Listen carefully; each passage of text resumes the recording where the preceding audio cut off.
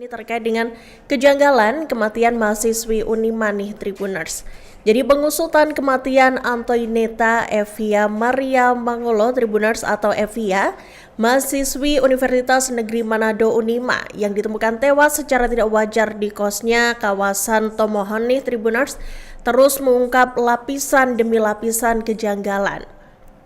Terbaru, kuasa hukum dari keluarga ini menyebutkan bahwa rekaman kamera pengawas atau CCTV di lokasi kos ini udah diamankan nih sama aparat kepolisian. Tapi alih-alih ini menjernihkan persoalan, ternyata keberadaan CCTV ini justru memunculkan tanda tanya baru nih Tribuners, yang membuat keluarga korban ini jadi makin gelisah. Kenapa? Karena kuasa hukum keluarga Evia ini menyampaikan bahwa berdasarkan koordinasi dengan pihak kepolisian, CCTV yang terpasang di lokasi kos ini sudah berada dalam penguasaan penyidik. Dari koordinasi ini juga dengan Kasat Reskrim gitu ya, Polres Tomohon, CCTV-nya ini udah diamankan sama penyidik Polda dan penyidik Polres Tomohon gitu. Tapi di sini ia juga menjelaskan bahwa terdapat 2 unit CCTV nih Tribuners di area kos tempat Evia tinggal gitu ya.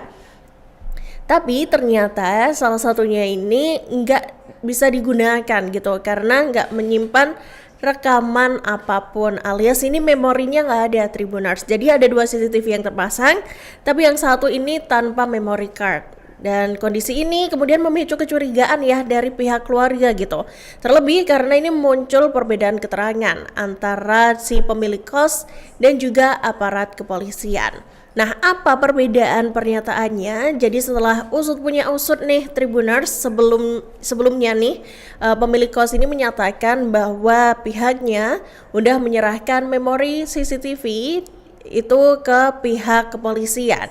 Tapi ternyata ada perbedaan penjelasan gitu ya dari pihak kepolisian, yang mana pernyataan itu disebut nggak sejalan nih dengan penjelasan dari Polres Tomohon. Perbedaan keterangan ini menyebutkan bahwa pihak kepolisian itu mengaku tidak pernah menerima memory card dari si pemilik kos tersebut gitu. Jadi perbedaan keterangan ini menambah daftar pertanyaan juga ya Tribuners dalam kasus kematian Evia yang hingga saat ini masih diselimuti misteri.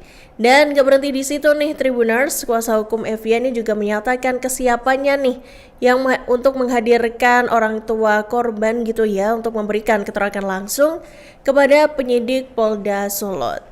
Nixem Alfa Wengen nih selaku kuasa hukum keluarga mengungkapkan bahwa pihaknya juga udah berkoordinasi dengan penyidik terkait waktu pemeriksaan. Ia juga menyebutkan pihak keluarga ini rencananya akan membawa ayah dan juga ibu Evia ya ke Polda Sulut pada Rabu 7 Januari 2026 pagi.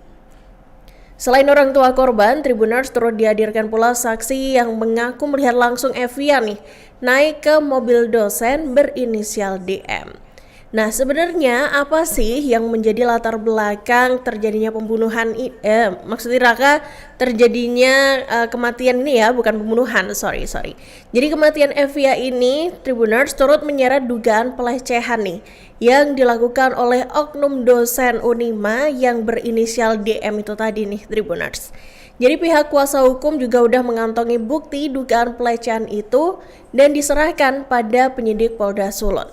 Jadi dikatakan Nixem nih Tribuners, bukti yang dibawa ini salah satunya adalah berupa chattingan grup gitu ya, di mana mendiang ini membeberkan keterangan terkait dugaan pelecehan yang dilakukan oleh oknum dosen berinisial DM.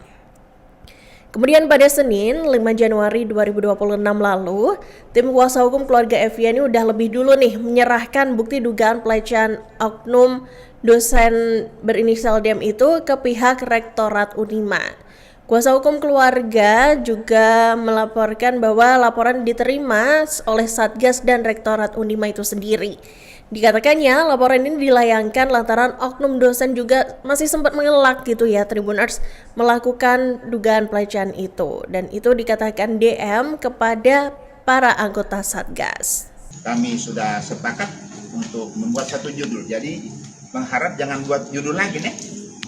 Minta maaf, jangan buat judul lagi. Judul semua sama, tidak apa-apa diberitakan sama, tidak apa-apa. Yang penting jangan rubah judul. Rilis. Oh, Unima buka suara soal meninggalnya mahasiswa PGSD VIP.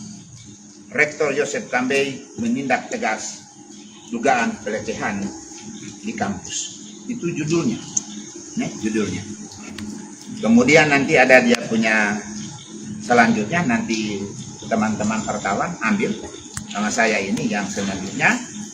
Kemudian laporan dugaan kekerasan seksual diterima oleh Satgas lewat PPKPT Unima pada tanggal 19 Desember 2025 dan langsung ditindaklanjuti sesuai prosedur. Prosedur ini akan dijawab oleh Bapak Dekan, karena surat itu ditujukan kepada Bapak Dekan yang sudah beredar kan.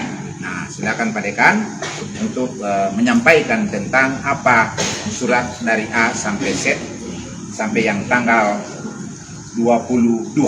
Silakan Pak Dekan. Baik, terima kasih rekan-rekan media. Sebagaimana yang saya sudah klarifikasi semalam, bahwa surat yang beredar yang 3 halaman itu tertanggal 16 Desember. Lalu saya tegaskan kembali bahwa surat itu tidak pernah sampai kepada saya. Dan sampai saat ini pun kami sedang melacak di mana fisik daripada surat itu. Sehingga saya kemudian menerima laporan itu hanya secara lisan lewat wakil dekan 3 yang menerima laporan, dan saya langsung mengarahkan bahwa langsung melapor kepada Satgas PPKPT Unima. Dan tentunya Bapak Ibu tahu bahwa saya termasuk salah satu anggota tim Satgas PPKPT, sehingga saya jadi lisan, tidak ada surat itu. Saya sudah cek ke staf saya juga di staf umum, di tata usaha, tidak ada surat itu. Tidak ada yang pernah menerima, jadi tidak pernah masuk di lingkungan Fakultas Ilmu Pendidikan dan Psikologi. Sehingga yang masuk kami itu hanya secara lisan dan langsung diarahkan untuk melapor ke tim Satgas PPKPT Unima. Dan di tanggal 19 itu korban melapor ke tim Satgas dan langsung diterima oleh admin tim Satgas saat itu, Pak Morai. Langsung dibuatkan dokumen berita acara dan penjelasan tentang kronologi kejadian. Ya, jadi itu tanggal 22. Dan sudah menyampaikan tentang kapasitasnya, bagaimana soal pendampingan dalam satuan tugas dari Universitas Negeri Manado.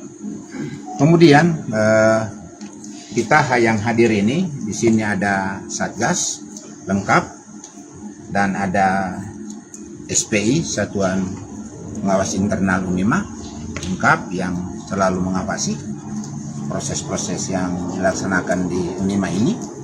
Dan hari ini, sebagaimana apa yang disampaikan oleh Satgas tadi, bahwa telah dilaksanakan tentang sanksi yang namanya sanksi akademik dan kepegawaian kepada pelaku.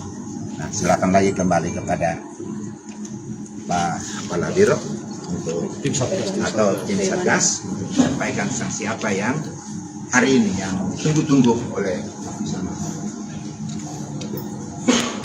Ya baik, sebetulnya